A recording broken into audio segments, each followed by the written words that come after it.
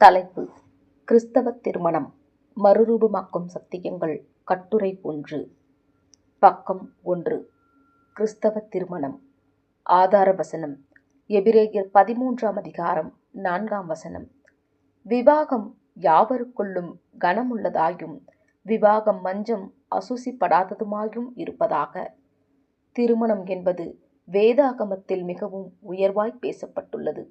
இது மனித உறவுகளிலேயே மிகவும் புனிதமான ஒன்றாக கருதப்படுகின்றது. இது குடும்பத்திற்கான அடித்தளமாகவும் ஒருவரையொருவர் மனுஷர் கையாளும் விதத்தில் முக்கிய அம்சமாகவும் உள்ளது.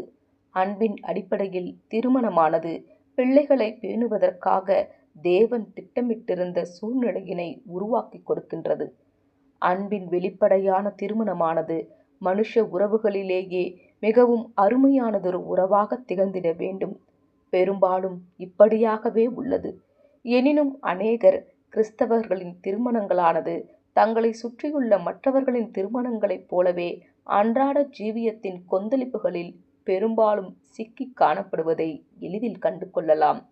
பொருத்தமின்மைகள், மனஸ்தாபங்கள், மனம் விட்டு பேசாதிருத்தல், ஒருவர் இன்னொருவரின் தேவைகள் விஷயத்தில் புரிந்து கொள்ளாமை மற்றும் அன்றாட ஜீவியத்தின் தொடர் அழுத்தங்கள் ஆகிய இவை அனைத்தும் குடும்ப வாழ்க்கையினுடைய மென்மையான நீரோட்டத்திற்கு எதிராக காணப்படுகின்றது. இவைகள் திருமண வாழ்க்கையினுடைய ஆனந்தங்களை திருடி போடும் அழுத்தங்களில் சிலவாகும் மற்றும் இவை பெரும்பாலும் பிரிந்து போவதற்கு அல்லது விவாகரத்து ஆகுவதற்கு வழிநடத்தி விடுகின்றதாயிருக்கின்றது. திருமணத்தில் தேவன் நோக்கம் கொண்டுள்ளதான வேத வாக்கிய கொள்கைகளை ஆராய்வதே நம்முடைய இந்த கட்டுரையின் நோக்கமாயிருக்கின்றது. 3 திருமணக் கொள்கைகள் எனும் தலைப்பின் கீழ் காணலாம். ஆதியாகமம் 2ஆம் அதிகாரம் 24ஆம் வசனம். இது நிமித்தம் புருஷன் தன் தகப்பனையும் தன் தாயையும் விட்டு தன் மனைவியோடு இசைந்திருப்பான், அவர்கள் ஒரே மாம்சமாயிருப்பார்கள். ஏதேன் தோட்டத்தில் தேவன் முதலாம் மனித ஜோடியை சிருஷ்டித்த போது அவர்களுக்கு 2 கட்டளைகளை கொடுப்பது ஏற்றதாயிருக்கும் என்று கண்டார். அதில் ஒன்று அவருடனான அவர்களது உறவினை நிர்வகித்ததாய் இருந்தது. அதாவது, கீழ்ப்படிந்து ஜீவியுங்கள், கீழ்ப்படியவில்லை என்றால் மரித்து போவீர்கள் என்பதாகும். மற்றொன்று அவர்கள் ஒருவரோடு ஒருவர் கொண்டிருக்கும் உறவினை நிர்வகிக்கின்றதாயிருக்கும், அதாவது திருமணமாகும். இந்த வசனத்தினுடைய எளிமையான வார்த்தைகளில் 3 மாபெரும் கொள்கைகள் காணப்படுகின்றன. இந்த 3 கொள்கைகளும் மீறப்படுகிற காரியமானது மனவியல் நிபுணர்களினாலும் திருமணம் சார்ந்த ஆலோசகர்களினாலும் சந்தோஷமற்ற திருமணங்களுக்கான 3 முக்கிய பிரச்சனைகள் என்று இக்காலங்களில் அதிகமாய் அடையாளம் கண்டு கொள்ளப்பட்டு வருகின்றது. விட்டு எனும் தலைப்பு. பெற்றோரின் கீழ் 18 முதல் 20 வருடங்கள் அல்லது இதற்கும் மேலான வருடங்கள் வாழ்ந்து காணப்பட்ட பிற்பாடு திருமணமானது முற்றிலும் புதியதொரு சூழ்நிலையை ஏற்படுத்தி கொடுக்கின்றது. தம்பதிகளில் ஒவ்வொருவரும் வித்தியாசமான விதங்களில் வளர்ந்து வந்தவர்களாவார்கள். இவர்களில் ஒவ்வொருவரும் வெவ்வேறு எதிர்பார்ப்புகளுடன் இந்த புதிய உறவிற்குள்ளாக கடந்து வருகின்றனர். எங்கள் வீட்டில் இக்காரியத்தினை நாங்கள் இப்படியாக செய்வதில்லை. எனது தாயார் எப்படித்தான் உருளைக்கிழங்கை சமைப்பார்கள். பாத்திரங்களை கழுவும் வேலைகளில் என்னுடைய தகப்பனார் எப்போதும் உதவுபவராக என் இல்லத்தில் காணப்படுவார். புதன்கிழமை இரவு வேலைகளில் எப்போதுமே நான் என் நண்பர்களுடன் வெளியே செல்லுவது வழக்கம். இப்படியே பட்டியல் தொடரும். ஒப்பிட்டு பார்ப்பது என்பது எப்போதும் வெறுப்பையே உருவாக்கிவிடும் மற்றும் இது திருமண வாழ்க்கையில் சிறு சிறு காரியங்களில் விட்டு கொடுத்து செல்லுவதை சிரமத்திற்குள்ளாக்கவும் செய்கிறது. திருமணம் எனும் புது உலகமானது ஒரு சவாலாக எடுக்கப்பட்டு அணுகப்பட வேண்டும். இது இருவரும் சேர்ந்து உருவாக்க வேண்டிய ஒரு புதிய ஜீவியமாகும். அது கடந்த காலத்தினுடைய அடிப்படையில் இல்லாமல் எழுதப்படாத வெறுமையான பக்கங்களை உடைய எதிர்காலத்தினுடைய அடிப்படையில் ஆகும். எதிர்காலத்தினுடைய அந்த வெறுமையான பக்கங்களில் எப்படி எழுதப்படும் என்பது இருவரை, அதாவது கணவன் மற்றும் மனைவியாகிய இருவரையே சார்ந்துள்ளது. பெற்றோரை விட்டு ஒருவன் பிரிந்து போவதற்கான வேதவாக்கிய கட்டளையானது கடந்த கால வாழ்க்கையை விட்டுவிடும் முழுமையான பிரிதலை அர்த்தப்படுத்துகிறதில்லை. கடந்த காலமும் கடந்த காலத்தின் உறவுகளும் தற்காலத்தையோ அல்லது எதிர்காலத்தையோ ஆளக்கூடாது என்பதே அதன் அர்த்தமாகும். மணந்துள்ள துணையுடனான புதிய உறவானது மற்ற அனைத்து உறவுகளை விட மேலோங்கி காணப்பட வேண்டும். திருமணம் வெற்றிகரமானதாய் அமைய வேண்டுமெனில் இந்த புதிய உறவே முதலாவதாக காணப்பட வேண்டும். இசைந்திருத்தல், ஒன்றிருத்தல் எனும் தலைப்பு. பெற்றோர்களின் இல்லங்களை விட்டு செல்லுதல் மாத்திரம் திருமணத்தை சந்தோஷமாக்குகிறதில்லை. மனம் புரியும் துணையுடன் சேர்ந்திடுவதற்காக வேண்டி அநேகர் தங்களுடைய பெற்றோர்களின் இல்லங்களை விட்டுவிட்டு செல்லுவதில்லை. மாறாக பெற்றோரின் இல்லத்தினுடைய சந்தோஷமற்ற நிலைமைகளிலிருந்து தப்பி ஓடுவதற்கே அப்படி செய்கின்றனர். நீ எங்கே இடம் மாறி சென்றாலும் உன் பிரச்சனைகள் உன்னை தொடரவே செய்யும் எனும் பழமொழி உண்மையே. கடந்த கால பிரச்சனைகளிலிருந்து தப்பித்துக் கொள்ளுவதற்கென திருமணத்தை அடைக்கலமாய் நாடுபவர்கள் திருமண வாழ்க்கையிலும் அதே பிரச்சனைகள் தங்களை பின்தொடர்வதை சீக்கிரத்தில் கண்டு கொள்ளுவார்கள். திருமண உறவானது அன்பின் விளைவாக இருக்கின்றபடியினால் அதில் பொறுப்புகள் காணப்படுகின்றன. அர்ப்பணிப்பு உள்ளடங்குகின்றது. அவைகள் ஆழமான மற்றும் தனிப்பட்ட பொறுப்புகளாகும். அர்ப்பணிப்பாகும். அது ஜீவிக்கும் மட்டும் நீடிக்கிறதா இருக்கும். மரணம் நம்மை பிரிக்கும் வரையில் என்பதாக காணப்பட வேண்டும். தம்பதியினர் அர்ப்பணிப்பினால் ஒருவரோடு ஒருவர் ஒன்றிருத்தல் மாத்திரமல்ல, இன்னுமாக பாசத்தினாலும் ஒன்றித்திருத்தல் என்பது சமமான முக்கியத்துவம் உடையதாய் இருக்கின்றது. வார்த்தைகளை விட செய்கைகள் ஆற்றல் மிக்கவையாயிருப்பதினால் நான் உன்னை அன்பு கூறுகிறேன், ஐ லவ் யூ என்று ஒரு மென்மையான குரலில் கூறி கட்டி தழுவுவது அல்லது தோள்மேல் கை போட்டு அணைத்துக் கொள்வது என்பது திருமண உறவினை உறுதிப்படுத்துவதில் உதவிகரமானதாகும். மனம் புரிந்துள்ள துணைக்கான தனது அன்பினை பல்வேறு சின்னஞ்சிறு வழிகளில் வெளிப்படுத்துவதற்கு விழிப்பாயிருப்பது என்பது திருமண ஒன்றிணைதலுக்கு காரணமான காதலை தக்க வைப்பதற்கான முயற்சியே ஆகும். ஒரே மாம்சம் எனும் தலைப்பு. அவர்கள் ஒரே மாம்சமாயிருப்பார்கள். திருமண விஷயத்திலுள்ள 3 வேதாகம கொள்கைகளில் இக்கொள்கையானது மிகவும் சிரமமான ஒன்றாகும். இது நீங்கள் மனம் புரிந்துள்ள உங்கள் துணையுடன் ஒரு புதிதான ஒன்று சேர்தலை கட்டி எழுப்புவதற்கென உங்கள் சொந்த அடையாளங்களை நீங்கள் இழக்க வேண்டியதை உள்ளடக்கும். இயல்பாகவே நாம் ஒவ்வொருவரும் நம்முடைய தனித்துவங்களை விலையேற பெற்ற பொக்கிஷங்களாய் வைத்திருப்போம். எனினும் திருமண பந்தத்தில் 2 வெவ்வேறு நபர்கள் கலந்து ஒன்றாகிட வேண்டும். இப்படி செய்ய வேண்டுமெனில் ஒரு புதிய நபராக முற்றிலுமாக கலந்து உருவாகிடுவதற்கென தம்பதியினர்களில் ஒவ்வொருவரும் தங்களுடைய சொந்த தனித்துவத்தை கொஞ்சம் விட்டு கொடுத்திட வேண்டும். கணவன் என்பவர் வேத வாக்கியங்களின்படி இல்லத்தில் தலைமைத்துவத்தினை பெற்றிருப்பினும் திருமணத்தில் ஒன்றாகிடுவது என்பது அவரது வழிகளுக்கு அப்படியே ஒத்துப்போவதை குறிப்பதாகாது. மாறாக தம்பதிகள் இருவரின் தொடர்ச்சியான உரையாடல் வாயிலாக ஒருமித்து முடிவெடுப்பதினால் கட்டி எழுப்பப்படுதல் ஆகும். எந்த ஒரு காரியம் குறித்தும் ஒப்புக்கொண்டு முடிவு எடுக்கப்படாவிட்டால் தங்கள் திட்டங்களை நடைமுறைப்படுத்த தொடர்வது என்பது கணவன் மற்றும் மனைவியின் இருவரின் பங்காகி விடுகின்றது. அதுவும் தங்களது துணையை சந்தோஷமாய் வைத்துக் கொள்வதற்கான சமரச முயற்சியாக பார்க்கப்படாமல் திட்டங்களை நடைமுறைப்படுத்திட வேண்டும். என்னுடைய திட்டங்களையும் மற்றும் உன்னுடைய திட்டங்களையும் நம்முடைய திட்டங்களை நடைமுறைப்படுத்துவதற்காக விட்டு கொடுப்பதின் மூலம் கணவனும் மனைவியும் உண்மையில் ஒரே மாம்சம் ஆகிடுவார்கள். ஆவிக்குரிய 3 கொள்கைகள் எனும் தலைப்பின் கீழ் காணலாம். ஆதார வசனம் மத்தேயு 16 அதிகாரம் 24 வசனம்.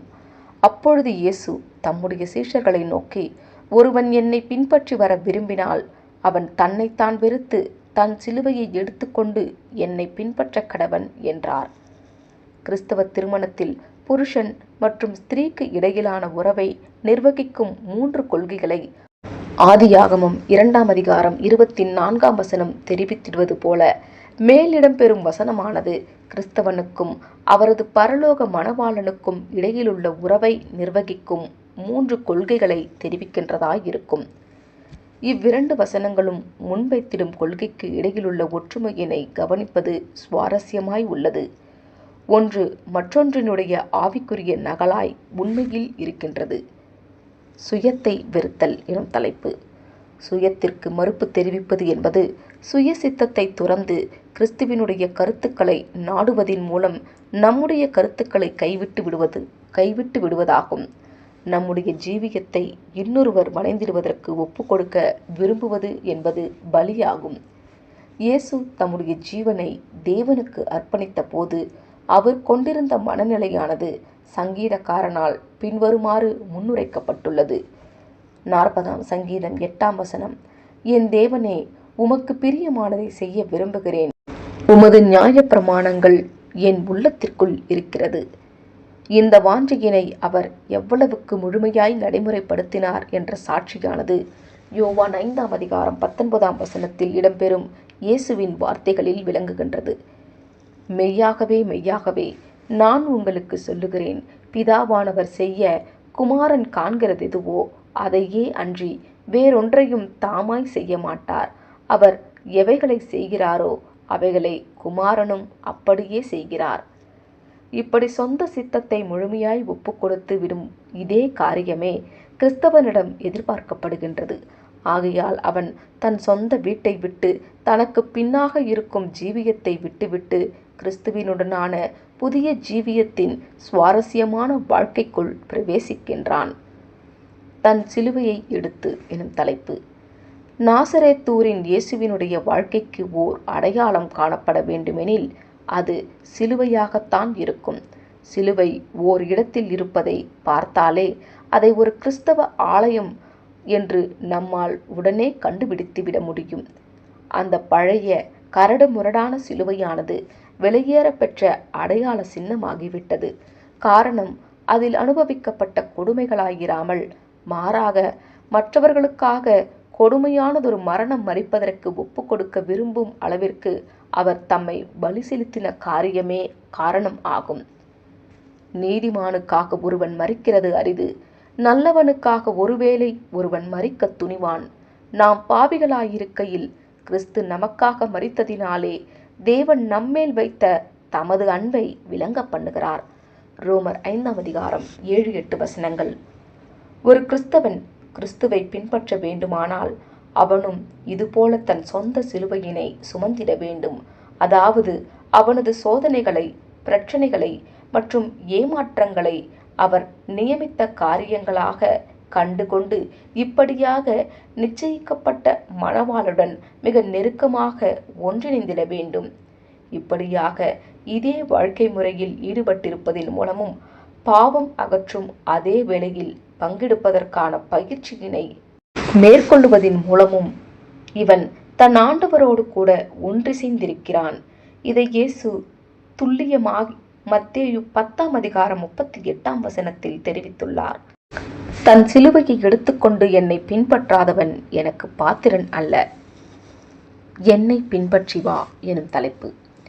எப்படி திருமணம் பண்ணிடும் தம்பதிகள் தங்கள் சொந்த திட்டங்களை புதிதாய் இணைந்தவர்களுக்காக விட்டுவிட்டு ஒரே மாம்சம் ஆகுகின்றார்களோ அதுபோலவே புதியவைகளுக்காக தன் சொந்த திட்டங்களை விட்டுவிடுவதன் மூலம் கிறிஸ்தவனும் தனது ஆண்டவருடன் ஒன்றாய் இருக்கிறான்.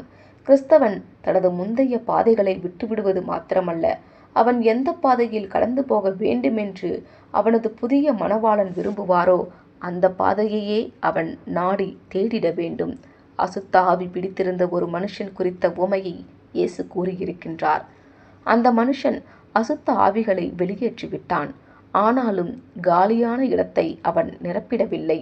வெளியே போன அசுத்த ஆவி கூட 7 அசுத்த ஆவிகளை கூட்டிக் கொண்டு திரும்பி வந்தது. இந்த தம்முடைய கதைக்கான சுருக்கத்தினை மத்தேயு 12ஆம் அதிகாரம் 45ஆம் வசனத்தில் தெரிவிக்கின்றார். அப்பொழுது அந்த மனுஷனுடைய முன்னிலைமையிலும் அவன் பின்னிலைமை அதிக கேடுள்ளதாயிருக்கும். கிறிஸ்துவை பின்பற்றுவதற்கு கிறிஸ்தவனானவன் கிறிஸ்துவை குறித்து கற்றுக்கொள்ள வேண்டும். அவர் யார் என்றும் அவர் எப்படி செயல்படுகிறார் என்றும் அவன் கற்றுக்கொள்ள வேண்டும். இது மனதினுடைய முழுமையான புதிதாக்குதலுக்கு நேராய் வழிநடத்துகிறது. இந்த புதிய மனதிற்கு இசைவாய் அவர் செயல்படுகையில் அவன் தனது பரலோக மணவாளனுடன் ஒன்றாகுகின்றான். மாம்சத்தில் ஒன்றாகிடாமல் மாறாக ஆவியில் ஒன்றாகுகின்றான். இதை அப்போஸ்தலனாகிய பவுல் ரோமர் 12ஆம் அதிகாரம் 2ஆம் வசனத்தில் நன்கு தெரிவித்துள்ளார். நீங்கள் இந்த பிரபஞ்சத்திற்கு ஒத்த வேஷம் தெரியாமல் தேவனுடைய நன்மையும் பிரியமும் பரிபூரணமுமான சித்தம் இன்னதென்று பகுத்தறியத்தக்கதாக உங்கள் மனம் புதிதாகிறதனாலே மறுரூபமாகுங்கள். தேவனுடைய திருமண வாக்குறுதிகள் எனும் தலைப்பின் கீழ் காணலாம். ஆதார வசனம் ஓசியா 2ஆம் அதிகாரம் 19-20. நித்திய விவாகத்திற்கென்று உன்னை எனக்கு நியமித்துக் கொள்ளுவேன். நீதியும் நியாயமும் கிருபையும் உருக்க இரக்கமுமாய் உன்னை எனக்கு நியமித்துக் கொள்ளுவேன். உண்மையாய் உன்னை எனக்கு நியமித்துக் கொள்ளுவேன். நீ கர்த்தரை அறிந்து கொள்ளுவாய். புதிய ஏற்பாட்டில் இயேசுவும் அவரது சபையும் மணவாளன் மற்றும் மணவாட்டியாக விவரிக்கப்பட்டிருப்பது போல பழைய ஏற்பாட்டிலும் தேவன் மற்றும் இஸ்ரவேலுக்கு இடையிலுள்ள உறவு முறைக்கு திருமணம் என்பது அடையாளமான சாட்சியாய் பயன்படுத்தப்பட்டுள்ளது. தீர்க்கதரிசியாகிய ஓசியாவின் சம்பவத்திலுள்ள இந்த அடையாள காட்சிக்கு ஓர் உருவக கோணமும் உள்ளது. தேவனுடைய கட்டளைப்படி ஓசியா ஒரு வேசியை திருமணம் பண்ணினார். அவர்களது முதலாம் குமாரனாகிய எஸ்ரயேல் பிறந்த பிற்பாடு அவள் பின்பும் மற்ற ஆண்களுடன் தன் உறவினை தொடர்ந்தவளாக 2 பிள்ளைகளை பெற்றெடுக்கிறாள். இவளை மறுபடியுமாக திருமண ஒன்றிணைத்தலுக்குள் கொண்டு வரும்படியாக ஓசியாவிற்கு கட்டளையிடப்படுகின்றது. முற்காலத்து இஸ்ரவேலர்கள் எண்ணற்ற விக்கிரகங்களை பின்பற்றி போய் தங்கள் உண்மையற்ற நிலைமையினை வெளிப்படுத்தியிருந்த போதிலும் இவர்களுக்காக தேவன் கொண்டிருந்த அன்பையும் பராமரிப்பையும் தீர்க்கதரிசி ஆண்டவருடைய கட்டளையை நடைமுறைப்படுத்துவதன் மூலம் தத்ரூபமாக வெளிப்படுத்துகின்றார். இஸ்ரவேலர்களுடைய வழிவிலகுதலை பொருட்படுத்தாமல் இஸ்ரவேலருக்காக தேவன் பண்ணின உண்மைக்கான நித்திய உடன்படிக்கையை அவர் வெளிப்படுத்திய வசன பகுதிகளிலேயே மேற்கூறிய வசனம் காணப்படுகின்றது. நடைமுறை கோணத்தில் நாம் பார்க்கையில் இது தனிப்பட்ட திருமணங்களுக்கான கொள்கையையும் தெரிவிக்கின்றதாயிருக்கின்றது. நித்திய எனும் தலைப்பு மரணம் நம்மை பிரிக்கும் வரையில் என்பதே திருமண வாக்குறுதியின் அம்சமாய் காணப்படுகின்றது. இந்த வாழ்நாள் அர்ப்பணிப்பே திருமணத்தை புனிதமானதாக்கியுள்ளது. விவாகரத்து மற்றும் திருமண பந்தமின்றி சேர்ந்து வாழ்தல், அதாவது லிவ் இன் ரிலேஷன்ஷிப் ஆகிய பிரபல்யங்களானது விவாக ஒப்பந்தத்தின் நிரந்தரமான நிலைமையினையும் மிகவும் ஆழமாய் அழித்துவிட்டது. கணவன் மற்றும் மனைவி எனும் உறவுகளானது பரிசோதனை பண்ணி பார்க்கப்படும் நிலையாகிவிட்டது.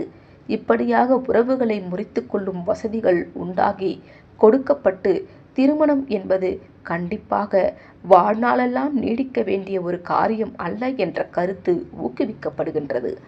ஆனால் ஆதி காலங்களிலிருந்து காரியங்கள் இப்படியாக இருக்கவில்லை. இந்த விஷயம் குறித்துள்ள இயேசு மற்றும் பரிசேயர்களுக்கு இடையிலான சம்பாஷணையை மத்தேயு 19ஆம் அதிகாரம் 3 முதல் 9ஆம் வசனங்களில் கவனிக்கவும். அப்பொழுது பரிசேயர் அவரை சோதிக்க வேண்டுமென்று அவரிடத்தில் வந்து, புருஷனானவன் தன் மனைவியை எந்த முகாந்திரத்தினாலாகிலும் தள்ளிவிடுவது நியாயமா என்று கேட்டார்கள். அவர்களுக்கு அவர் பிரதியுத்தரமாக, ஆதியிலே மனுஷரை உண்டாக்கினவர் அவர்களை ஆணும் பெண்ணுமாக உண்டாக்கினார் என்பதையும், இது நிமித்தம் புருஷனானவன் தன் தகப்பனையும் தன் தாயையும் விட்டு தன் மனைவியோடு இசைந்திருப்பான், அவர்கள் இருவரும் ஒரே மாம்சமாயிருப்பார்கள் என்று அவர் சொன்னதையும் நீங்கள் வாசிக்கவில்லையா? இப்படி இருக்கின்றபடியினால் அவர்கள் இருவராயிராமல் ஒரே மாம்சமாயிருக்கிறார்கள். ஆகையால் தேவன் இணைத்ததை மனுஷன் பிரிக்காதிருக்க கடவன் என்றார். அதற்கு அவர்கள், அப்படியானால் தள்ளுதற் சீட்டை கொடுத்து அவளை தள்ளிடலாம் என்று மோசே ஏன் கட்டளையிட்டார் என்றார்கள். அதற்கு அவர், உங்கள் மனைவிகளை தள்ளிவிட வேண்டும் என்று உங்கள் இருதய கடினத்து நிமித்தம் மோசே உங்களுக்கு இடம் கொடுத்தார். ஆதி முதலாய் அப்படி இருக்கவில்லை. அதலால் எவனாகிலும் தன் மனைவி வேசித்தனம் செய்திருந்தது நிமித்தமே அன்றி அவளை தள்ளிவிட்டு வேறொருத்தியை விவாகம் பண்ணினால் அவன் விபச்சாரம் செய்கிறவனாயிருப்பான்.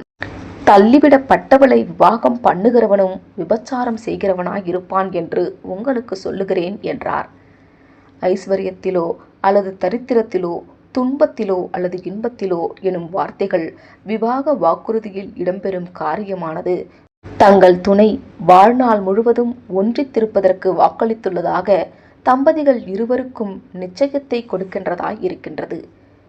நீதியும் எனும் தலைப்பு நீதியுடன் திருமண ஒன்றிணைத்தலுக்குள் பிரவேசித்துள்ள காரியமானது அந்த ஒன்றிணைத்தலுக்கான ஆரோக்கியம் மற்றும் சந்தோஷத்திற்குள் சிறந்த உத்தரவாதம் ஆக்குகின்றது. இந்த நீதியே ஏறெடுக்கப்பட்டுள்ள அர்ப்பணிப்பிற்கான உண்மை மற்றும் நேர்மையின் வாக்குறுதியாயிருக்கின்றது. இந்த கொள்கையே திருமணத்திற்கு பின்னுள்ள நோக்கமானது உண்மையில் அன்பாகவே இருந்துள்ளது என்பதை தவிர பாதுகாப்பு அடைய வேண்டும் என்றோ அல்லது சந்தோஷமற்ற சூழ்நிலையிலிருந்து தப்பிக்கொள்ள வேண்டும் என்றோ அல்லது சரீரப்பிரகாரமான ஈர்ப்புக்காக மாத்திரம்தான் என்றோ நோக்கம் இருக்கவில்லை என்று தம்பதிகளில் ஒவ்வொருவருக்கும் நிச்சயத்தை கொடுக்கின்றதாய் இருக்கின்றது. இந்த மனங்களானது ஏறெடுக்கப்பட்டுள்ள பொறுப்புகள் சாதாரணமாய் கருதப்படாமல் மாறாக உண்மையில் வாக்குறுதிகளாக பார்க்கப்படுகின்றது என்றும் கூட உறுதியளிக்கின்றதாய் இருக்கின்றது. ஞானி ஞானமாய் எழுதியுள்ளது போல, நீ நேர்ந்து கொண்டதை செய்யாமற் போவதை பார்க்கிலும் நேர்ந்து கொள்ளாதிருப்பதே நலம். பிரசங்கி 5ஆம் அதிகாரம் 5ஆம் வசனம். நியாயமும் எனும் தலைப்பு. உண்மையான திருமணம் என்பது அன்பினுடைய விளைவாக இருக்கின்ற போதிலும் மற்றும் உணர்வுகள் அனைத்திலுமே அன்பானது பலமான உணர்வாக இருக்கின்ற போதிலும் திருமணத்திற்குள் பிரவேசிக்கும் காரியமானது உணர்வுகளையும் தாண்டின ஒரு தீர்மானமாகும். அது நியாயத்தினால் வழிகாட்டப்பட்டிருக்க வேண்டும். திருமணங்களானது பொதுவாகவே சரீர மற்றும் பாலுறவு ஈர்ப்புகள் சமச்சீரற்ற விதத்தில் பலமாய் காணப்படும் ஜீவியத்தின் ஆரம்ப வருஷங்களில் குறிப்பாக துவங்குகின்றது. உடல் அழகிற்கு தோளளவு ஆழம் மாத்திரமே உண்டு என்ற வாக்கியத்தின்படி இவ்வகையான ஈர்ப்பு இரண்டு வெவ்வேறு தனித்துவமான நபர்களை ஒன்றிணைக்கும் பலனில்லாத பசையாகவே காணப்படும் மற்றும் இந்த பசையினால் உண்டான ஒட்டானது அன்றாட ஜீவியத்தின் அழுத்தங்களினால் ஒட்டு விட்டு போய்விடும். உணர்வுகளின் ஈர்ப்புகள் எனும் ரோஜா நிற கண்ணாடிகளை அப்புறப்படுத்திவிட்டு ஒருவருக்கொருவர் எதிர்கால வாழ்க்கை குறித்து பரஸ்பரமாயும் குறிக்கோளுடனும் கலந்து ஆலோசிக்க துவங்குகளிலேயே சந்தோஷகரமான மற்றும் வலுவான திருமண வாழ்க்கைகள் அமைகின்றது. விருப்பு வெறுப்புகளை ஒப்பிட்டு பார்க்கும் விஷயங்களிலும், தனிப்பட்ட உணர்வுகளின் விஷயங்களிலும், செயல்களின் விஷயங்களிலும், குறிக்கோள்கள் மற்றும் லட்சியங்களின் விஷயங்களிலும் தான் நியாயமானது ஆளுகை செய்கின்றது. இதை திருமணத்திற்காக நாடி மேற்கொள்ளப்படும் காதல் உரையாடல்களில் கண்டுபிடிக்கப்படும் குணத்திலுள்ள வித்தியாசமானது சிறு சிறு பொருத்தமின்மையானது திருமணத்துக்கு பிற்பாடு நமது எதிர்கால துணை மாற்றமடைவார்கள் என்ற எண்ணங்களினால் மூடி மறைக்கப்படுகின்றது. இப்படி மாற்றமடையும் காரியமானது உண்மையில் நடக்கலாம், நடக்காமல் கூட இருக்கலாம். ஒருவேளை மாற்றங்கள் நிகழாவிட்டாலும் துணையினை அவர்கள் இருக்கிற வண்ணமாகவே ஏற்றுக்கொண்டிட வேண்டும். கிறிஸ்தவ திருமணங்களை பொறுத்தமட்டில் கர்த்தருக்குள் மாத்திரம் எனும் கட்டுப்பாட்டை அப்போஸ்தலனாகிய பவுல் தெரிவிக்கின்றார். இந்த புதிய ஏற்பாட்டின் ஆலோசனைக்கு இசைவாக பழைய ஏற்பாட்டிலும் யூத ஜனங்கள் தங்கள் விசுவாசத்திற்குள் இருப்பவர்களை மாத்திரம் திருமணம் பண்ணிட வேண்டும் என்றுள்ள தேவனுடைய கட்டளை காணப்பட்டுள்ளது. ஆனால் அப்போஸ்தலனின் அறிவுரை என்பது கிறிஸ்தவர்களை திருமணம் பண்ணிட வேண்டும் என்றுள்ள காரியத்திற்கும் மேலானதாகும். இது அவர்களது தனிப்பட்ட கிறிஸ்தவ அர்ப்பணிப்பின் அளவையும் தீவிரத்தையும் உள்ளடக்குகின்றதாய் இருக்கின்றது. மீண்டுமாக பூமிக்குரிய அடிப்படையை விட ஆவிக்குரிய அடிப்படையிலேயே உண்மையான பொருத்தம் அதிகமாக காணப்பட வேண்டும் என்று பார்க்கிறோம். இதில் குறைவுபட்டிருத்தல் என்பது பொருத்தமற்ற விதத்தில் பிணைக்கப்பட்டதாயிருக்கும். 2 கொரிந்தியர் 6ஆம் அதிகாரம் 14ஆம் வசனம்.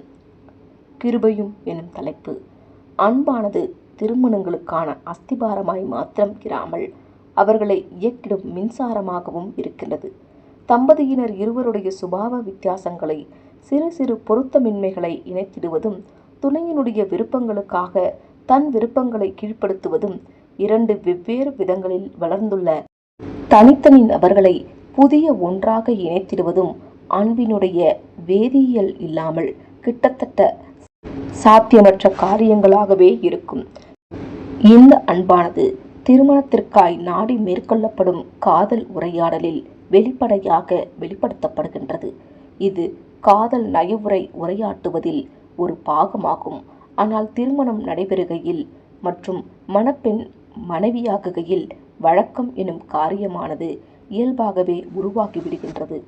இந்த அன்றாட வழக்கத்தினுடைய இயல்பாகவே அலட்சிய மனப்பான்மையும் உள்ளே வந்து ஒருவர் இன்னொருவரின் பணிவிடைகளை அசட்டை பண்ணிடுவதற்கு ஏதுவாகுகின்றது. ஜீவியத்தில் மரியாதை நன்னயத்திற்கான சாதாரண வெளிப்படுத்தல்களாகிய தயவு கூர்ந்து மற்றும் உங்களுக்கு நன்றி எனும் வார்த்தைகளுக்கு வார்த்தைகளும் பேசப்படாமலேயே போய்விடுகின்றன. அடிக்கடி பின்வரும் பேச்சு எழும்புகின்றது. நீங்கள் என்னை அன்பு கூறுகின்றீர்களா அல்லது இல்லையா? நீ முன்பு என்னிடத்தில் கூறியிருந்தாய், ஆனால் நான் மறந்து போய்விட்டேன்.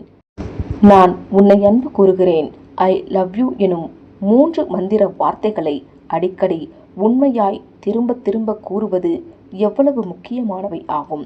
இந்த பாசத்தினை முத்தத்தினாலோ அல்லது அரவணைப்பினாலோ விவரிப்பதும் கூட எவ்வளவு முக்கியமானது ஆகும்.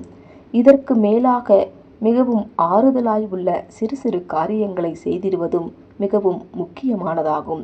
அதாவது எதிர்பார்க்காத விதத்தில் அன்பளிப்பை கொடுத்தல் அல்லது எதிர்பாராத விதத்தில் பாராட்டுதல் ஆகும். அநேகமாக ஒருவர் இன்னொருவருக்காக சந்தோஷமாய் பணிவிடைகளை செய்வதன் மூலம் மற்றும் ஒருவர் இன்னொருவருக்காக காரியங்களை செய்வதன் மூலமும் மற்றும் ஒருவரோடு ஒருவர் சேர்ந்து காரியங்களை செய்வதன் மூலமும் இந்த உருக்கமான அன்பினை வெளிக்காட்டுவது மிகவும் முக்கியமானதாய் காணப்படுகின்றது. உருக்கமான இரக்கமுமாய் எனும் தலைப்பு. தவறுவது என்பது மனித இயல்பாகும்.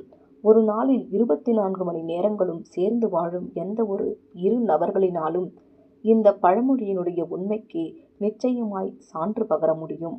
அன்றாட ஜீவியத்தின் ஓட்டத்தில் விழுந்து போன நிலைமையில் காணப்படும் நம்மிலுள்ள யாராலும் எப்போதுமே நாம் செய்ய வேண்டியதை அல்லது நாம் செய்ய விரும்புவதை செய்ய முடிவது என்பது கூடாத காரியமாகும். இந்த சறுக்குதல்கள்தான் குடும்பத்தில் மிகவும் எரிச்சலூட்டும் சந்தர்ப்பங்களாக காணப்படுகின்றன. இந்த நிலைமையானது நாம் ஒவ்வொருவரும் வெவ்வேறு திசைகளில் பலவீனங்களை பெற்றிருக்கின்றோம் என்ற உண்மையினால் இன்னும் மோசமாகுகின்றது. ஆகையால் நாம் அதே காரியங்களில் திரும்ப திரும்ப சறுக்கி விடுகின்றோம். இது நம் துணையினுடைய பார்வையில் நாம் காரியங்களை நன்றாய் செய்வதற்கு முயற்சிக்காதது போன்று காணப்படும். இங்குதான் திருமண வாக்குறுதியின் உருக்கமான இரக்கங்கள் அதன் பங்கினை ஆற்றிட வேண்டும். நம்முடைய துணை குறித்ததான நம்முடைய கணிப்புகளானது அவர்களுக்கான நம்முடைய அன்பினால் கனிவாக்கப்பட வேண்டும். அன்பு சகலத்தையும் நம்பும் என்று அப்போஸ்தலனாகிய பவுல் கூறுவது போன்று காரியத்தினை நன்றாய் செய்வதற்குரிய தனது துணையினுடைய வாஞ்சையில் ஒவ்வொரு தம்பதியினரும் நம்பிக்கை கொள்ள வேண்டும். ஓசியா மூலமான படிப்பினையானது இங்கு பலமாய் காணப்படுகின்றது. இஸ்ரவேலானவள் அந்நிய தெய்வங்களோடு வேசித்தனம் பண்ண போயிருந்த போதிலும் அவளை மீண்டுமாக திரும்ப பெற்றுக்கொள்வதில் உள்ள தம்முடைய விருப்பத்தினை தேவன் விவரித்து காட்டுகின்றார். தேவன் உக்கிரம் கொண்டிருந்தார் என்பது உண்மையே. சிற்றை என்பது உண்டு, ஆனாலும் இறுதியில் மன்னிப்பும் உண்டு.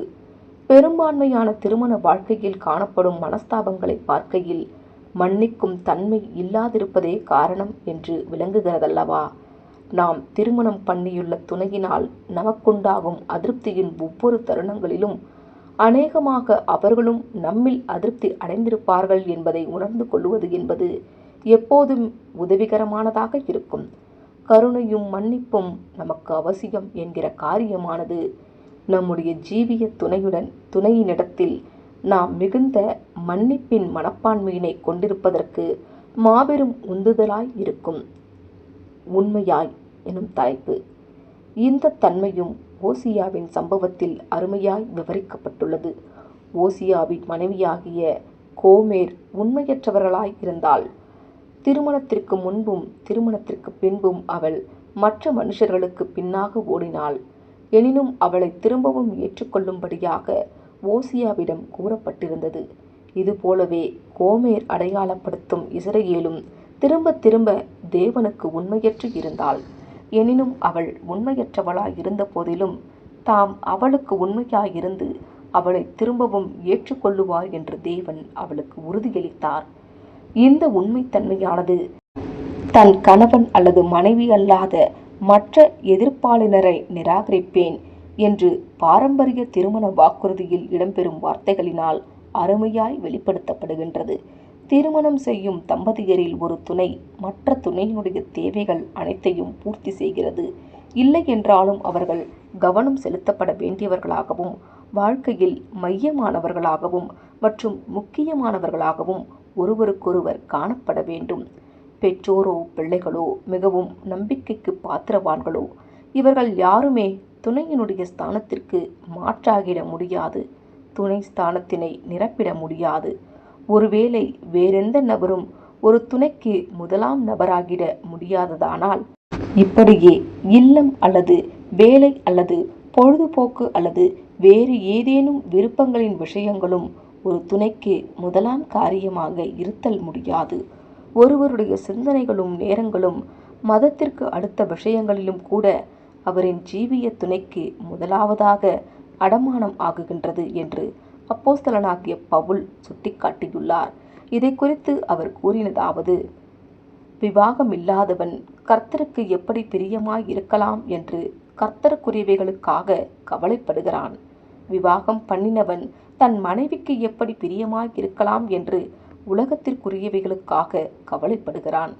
1 கொரிந்தியர் 7ஆம் அதிகாரம் 32-33 வசனங்கள். இந்த ஒரு காரணத்திற்காகவே தனிமையாக இருந்து தனது மத சம்பந்தமான நாட்டங்களுக்கென தனது அனைத்தையும் அர்ப்பணித்துவிடும் வாய்ப்பினை குறித்து கிறிஸ்தவன் சிந்தித்து பார்க்கத்தக்கதாக அப்போஸ்தலனாகிய பவுல் பரிந்துரைக்கின்றார். ஆகையாலே கிறிஸ்தவ திருமணம் குறித்து தனது கலந்தாய்வுகளுக்கான சுருக்கமாக கீழ் இடம்பெறும் வார்த்தைகளை அவர் தெரிவிக்கின்றார். இப்படி இருக்க அவளை விவாகம் பண்ணி கொடுக்கிறவனும் நன்மை செய்கிறான், கொடாமல் இருப்பவனும் அதிக நன்மை செய்கிறான். 1 கொரிந்தியர் 7ஆம் அதிகாரம் 38ஆம் வசனம். நீ கர்த்தரை அறிந்து கொள்ளுவாய் எனும் தலைப்பு. ஓசியாவின் சம்பவத்தில் இந்த தீர்க்க தரிசனத்தில் இடம்பெறும் கணவன் அடையாளத்தில் கர்த்தரானவர். ஆகையால் இவ்வசனத்தின் வார்த்தைகளானது நீ உன் கணவனை அறிந்து கொள்ளுவாய் என்று சொல்லிடலாம். இதை போன்று ஒருவர் நீ உன் மனைவியை அறிந்து கொள்ளுவாய் என்று சொல்லிடலாம்.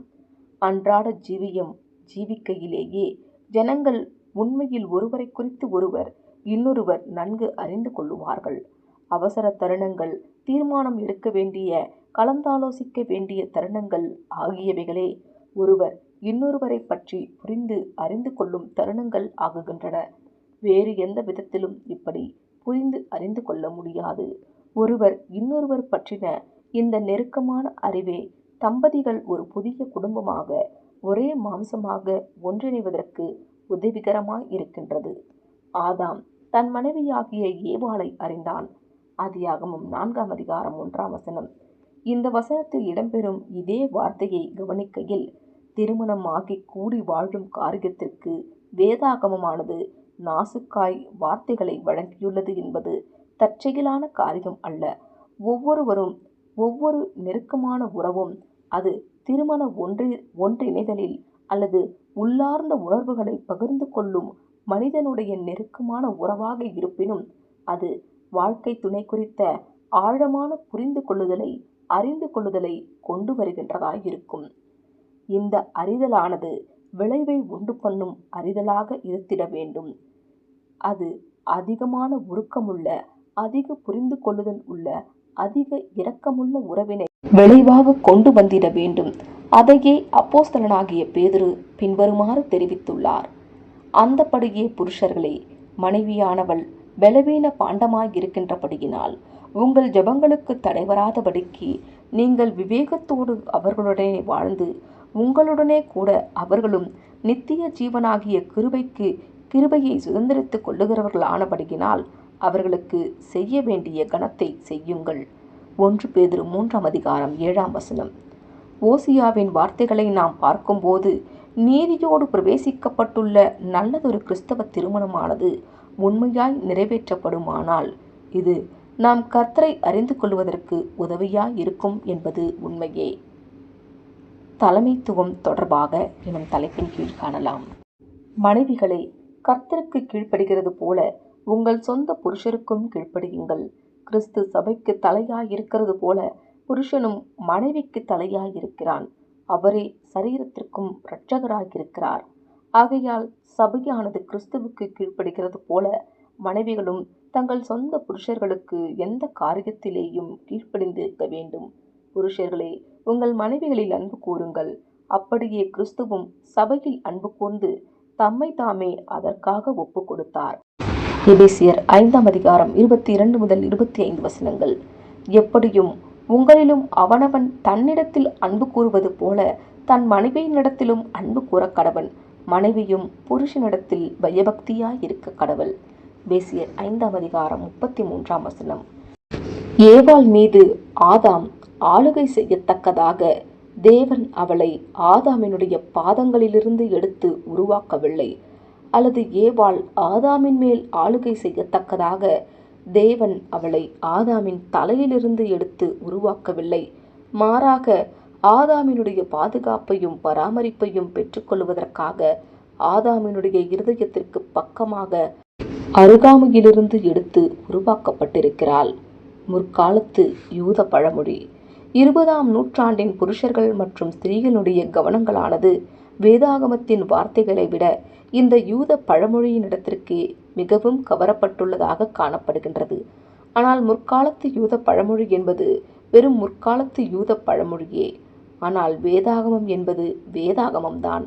அது தேவனுடைய அதிகாரப்பூர்வமான வார்த்தைகளாகும். அப்படியானால் வேதாகமங்களின்படி திருமண உறவில் கணவன்மார்கள் மற்றும் மனைவிமார்களுடையது என்று ஒப்புவிக்கப்பட்டுள்ள ஸ்தானம், பங்கு என்ன? கீழ்ப்படிந்து ஒப்புக்கொடுக்கும் காரியம் தொடர்புடைய முழு காரியங்களும் அப்போஸ்தலன் பேதுரு எழுதியுள்ள 1ஆம் நிருபத்தில் விரிவாய் பேசப்பட்டுள்ளது.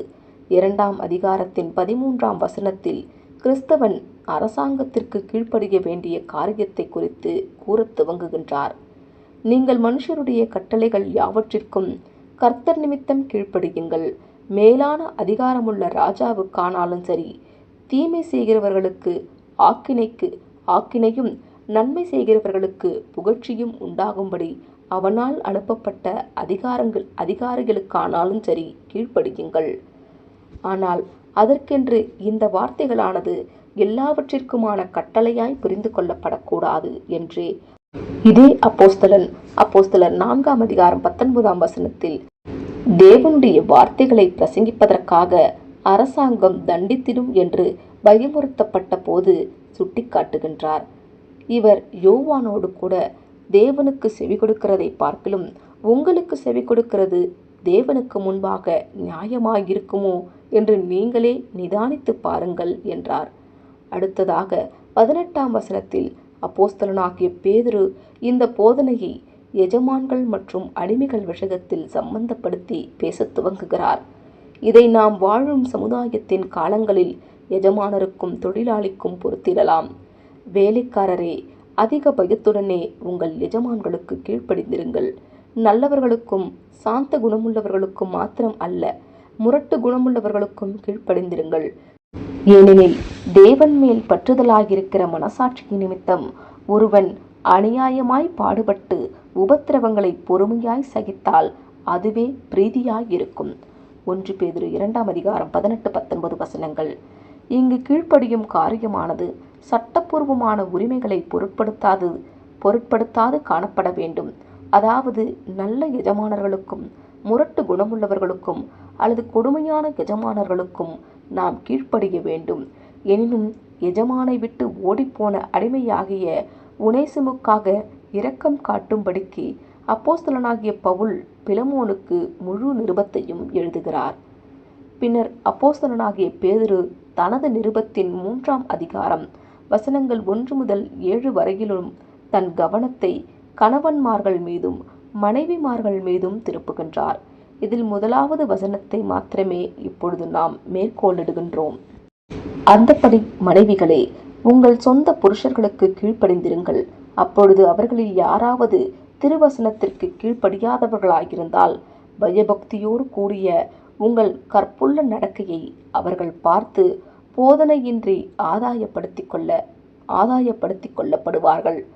1 பேதுரு 3ஆம் அதிகாரம் 1-2 கணவனுக்கு மனைவி கீழ்ப்படிந்திருக்கும் காரியத்தினை விவரிக்கும் விதமாக அப்போஸ்தலனாகிய பேதுரு சாராள் மற்றும் ஆபிரகாம் குறித்து 6ஆம் வசனத்தில் குறிப்பிடுகின்றார். அந்தப்படியே சாராள் ஆபிரகாமை ஆண்டவன் என்று சொல்லி அவனுக்கு கீழ்ப்படிந்திருந்தாள். நீங்கள் நன்மை செய்து ஒரு ஆபத்துக்கும் பயப்படாதிருந்தீர்களானால் அவளுக்கு பிள்ளைகளாயிருப்பீர்கள். 1 பேதுரு 3:6. கணவனுக்கு மனைவி கீழ்ப்படிவதற்குரிய உதாரணமாக சுட்டிக்காட்டப்படும் இதே சாராள் அவளது வேலைக்காரியாகிய ஆகாரையும் ஆபிரகாமுக்கு அவள் பெற்ற குமாரனாகிய இஸ்மயேலையும் வெளியே அனுப்பிவிடும்படிக்கு தன் கணவனுடன் பலமாய் போராடினவளாகவும் இருக்கிறாள். தேவன் சாராளின் சார்பாக காரியத்தினை தலையிட்டு கூறினதாவது, அந்த பிள்ளையையும் உன் அடிமை பெண்ணையும் குறித்து சொல்லப்பட்டது உனக்கு துக்கமாயிருக்க வேண்டாம். ஈசாக்கினிடத்தில் உன் சந்ததி விளங்கும். ஆதலால் சாராள் உனக்கு சொல்வதை எல்லாவற்றையும் கேள். ஆதியாகமம் 21:12. ஆகையால் ஆபிரகாமின் தலைமைத்துவமானது சர்வாதிகார விதமாக இருக்கவில்லை. மாறாக தன் மனைவியாகிய சாராளின் உணர்வுகளை கவனத்தில் எடுத்துக்கொண்டதாகவும் அவளது கருத்துக்களுக்கு இணங்கினதாகவும் கூட காணப்பட்டது. இது இன்னுமாக புருஷர்கள் மற்றும் ஸ்திரீகள் குறித்த தனது கருத்துக்களை பேதுரு கூறி முடிக்கையில் முக்கியத்துவப்படுத்துகின்றதாயிருக்கின்றது. அந்தப்படியே புருஷர்களே, மனைவியானவள் பலவீன பாண்டமாயிருக்கிறபடியினால் உங்கள் ஜெபங்களுக்கு தடைபடாதபடிக்கு நீங்கள் விவேகத்தோடு அவர்களுடனே வாழ்ந்து உங்களுடனே கூட அவர்களும் நித்திய ஜீவனாகிய கிருபையை சுதந்திரித்துக் கொள்ளுகிறவர்களாகிறபடியினால் அவர்களுக்கு செய்ய வேண்டிய கணத்தை செய்யுங்கள். 1 பேதுரு 3:7. தலைமைத்துவத்தின் ஸ்தானத்தினை செயல்படுத்துகையில் கணவன் தன் மனைவியினுடைய பலவீன பாண்டமான நிலைமையினை அறிந்தவராக எந்த ஒரு காரியத்திலும் அவளது கண்ணோட்டங்களுக்கு மதிப்பும் கவனமும் காண்பிக்க நாடும்படியாக அறிவுறுத்தப்பட்டிருக்கின்றது. கணவனும் மனைவியும் சேர்ந்து சுதந்திரவாளிகளாக இருப்பதில்லை. இவர்கள் தங்களது சுதந்திர வேதத்தினை அடைய நாடிடும் வழிகளிலும் ஒன்றிணைந்தே செயல்பட வேண்டும். இப்படியாக செய்யாத கணவனுக்காக சிற்றை என்பது கணவனுடைய ஜெபத்திற்கு தடை ஏற்படும் காரியமாயிருக்கும். ஜெபத்திற்கும் நமது கிறிஸ்தவ ஜீவியத்திற்கும் இடையிலுள்ள உறவானது கர்த்தர் கற்றுத்தந்த ஜெபத்தில் நன்கு விவரிக்கப்பட்டுள்ளது. எங்கள் கடனாளிகளுக்கு நாங்கள் மன்னிக்கிறது போல எங்கள் கடன்களை எங்களுக்கு மன்னியும். மத்தேயு 6:12. நாம் எப்படி மற்றவர்களை நடத்துகிறோமோ அப்படியே தேவனும் நம்மை நடத்துவார் என்று நாம் எதிர்பார்த்திடலாம். தன் மனைவியினுடைய வேண்டுதல்களுக்கு கணவனானவன் அனுதாபம் பாராட்டவில்லை எனில் பரமபிதாவிடம் கருணைக்காக வேண்டி அவன் ஏறெடுக்கும் ஜெபங்களுக்கும் தடை உண்டாகும். ஆகையால் அண்ட சராசரத்தின் சர்வ வல்லமையுள்ள சிருஷ்டிகருக்கு கீழ்ப்படிந்திருக்க வேண்டிய கணவனானவன் தேவனிடம் தான் எதிர்பார்த்திடும் அதே கருணையுடன் கூடிய இரக்கத்துடன் தன் மனைவியை நடத்துவது என்பது கணவனுக்கு அனுகூலமானதாயிருக்கும். அப்போஸ்தலனாகிய பேதுருவின் நிருபத்திற்கு நாம் திரும்பி வருகையில் கீழ்ப்படிதல் சம்பந்தமான தனது வார்த்தைகளை 1 பேதுரு 3:8 வார்த்தைகளோடு நிறைவு செய்கின்றார் என்று பார்க்கின்றோம். மேலும் நீங்கள் எல்லோரும் ஒருமனப்பட்டவர்களும் இரக்கமுள்ளவர்களும் சகோதர சிநேகமுள்ளவர்களும் மன உருக்கமுள்ளவர்களும் இணக்கமுள்ளவர்களுமாயிருங்கள். ஒவ்வொரு தனிநபரும் மற்ற ஒவ்வொருவருக்கும் கீழ்ப்படிந்திருக்க வேண்டும். இது மற்றவர்கள் உனக்கு என்ன செய்ய வேண்டும் என்று விரும்புகின்றாயோ அதை நீயும் மற்றவர்களுக்கு செய் என்ற பொன்னான பிரமாணத்தின் விரிவாக்கமே ஆகும். கணவன் பற்றின பயபக்தி. Husband phobia. இந்த பாடத்தை நிறைவு செய்வதற்கு முன்னதாக எபேசியர் 5:33 கடைசி சொற்றொடரை பார்க்கலாம். மனைவியும் புருஷனிடத்தில் பயபக்தியாய் இருக்க கடவள். தமிழில் பயபக்தியாய் இருக்க கடவள் என்று மொழிபெயர்க்கப்பட்டுள்ளது. ரெவரன்ஸ் என்ற ஆங்கில வார்த்தைக்கான கிரேக்க வார்த்தை ஃபோபியோ என்பதாகும். மனைவியானவள் கணவனுக்கு அச்சம் கொண்டிருக்க வேண்டும். Husband phobia. இந்த வார்த்தையானது பீதி குறித்த கருத்தை அல்லது பயப்படுகிற கருத்தை தெரிவிக்கின்றதாக இருக்கிறது. எனினும் இது பயபக்தி ரெவரன்ஸ் என்ற கருத்தையும் கூட தெரிவிக்கின்றது. மேலும் இப்படியாகவே தேவன் சம்பந்தப்பட்ட விஷயத்திலும் இவ்வார்த்தையானது பொதுவாக மொழிபெயர்க்கப்பட்டும் உள்ளது. மனைவியானவள் எப்படி தன் கணவன் குறித்து அச்சம் கொண்டிருக்க வேண்டும்? இங்கு குறிப்பிடப்பட்டிருக்கின்றதான அச்சம், பயம் அல்லது ஃபோபியா அவளது கணவன் என்ற நபர் குறித்ததாக இராமல் மாறாக கணவனின் ஸ்தானம் குறித்ததாக இருக்க வேண்டும் என்று நாங்கள் கருத்து தெரிவிக்கின்றோம். தன் கணவனுடைய தலைமைத்துவத்தின் ஸ்தானத்திற்கு மனைவியானவள் உயர்ந்த மதிப்பு கொடுக்க வேண்டும் என்ற கருத்தினையே இவ்வசனமானது தெரிவிக்கின்றதாய் இருக்கின்றது. கணவன் கிறிஸ்துவின் ஸ்தானத்திற்கு அடையாளமாய் இருக்கின்றார். மனைவி சபைக்கு அடையாளமாய் இருக்கின்றாள். திருமண உறவில் மனைவியானவள் தனக்கே உரிய தகுதியான ஸ்தானத்தினின்று மாறிடாதபடிக்கு மனைவியானவள் மாத்திரம் அச்சம் கொண்டிராமல் கணவனும் கூட தன் ஸ்தானத்தினை முறையாய் செயல்படுத்த தவறி போய்விடாதபடிக்கு அச்சம் கொண்டிருக்க வேண்டும். கணவன் மற்றும் மனைவியினுடைய பங்காற்றுதல்களின் சீரான நிலைமை குறித்து முதலாம் ஸ்திரியை சிருஷ்டித்த போது தேவன் தம்முடைய வார்த்தைகளில் சுட்டி காண்பித்துள்ளார். பின்பு தேவனாகிய கர்த்தர், மனுஷன் தனிமையாயிருப்பது நல்லதல்ல, ஏற்ற துணையை அவனுக்கு உண்டாக்குவேன் என்றார். ஆதியாகமம் 2:18. துணை என்று மொழிபெயர்க்கப்பட்டுள்ளதான எபிரேய வார்த்தைக்கான அர்த்தம் பார்ட்னர், ஒத்த பாதி என்பதாகும். வேறு வார்த்தைகளில் சொல்ல வேண்டும் என்றால், அவள் தனது கணவனின் நிறைவடைகிறாள் மற்றும் அவன் தன் மனைவியில் நிறைவடைகிறான். அவர்கள் குழுவினர், டீம் ஆகுகின்றனர். இது திருமணத்தில் தேவன் கொண்டிருந்த நோக்கத்திற்கு எத்துணை இசைவாய் இருக்கின்றது. அவர்கள் இருவரும் ஒரே மாம்சமாயிருப்பார்கள். ஆமேன். இத்துடன் கிறிஸ்தவ திருமணம் எனும் பாடம் முடிவுற்றது. சிகாகோ பைபிள் ஸ்டூடெண்ட்ஸ் தமிழாக்கம். ஆமேன்.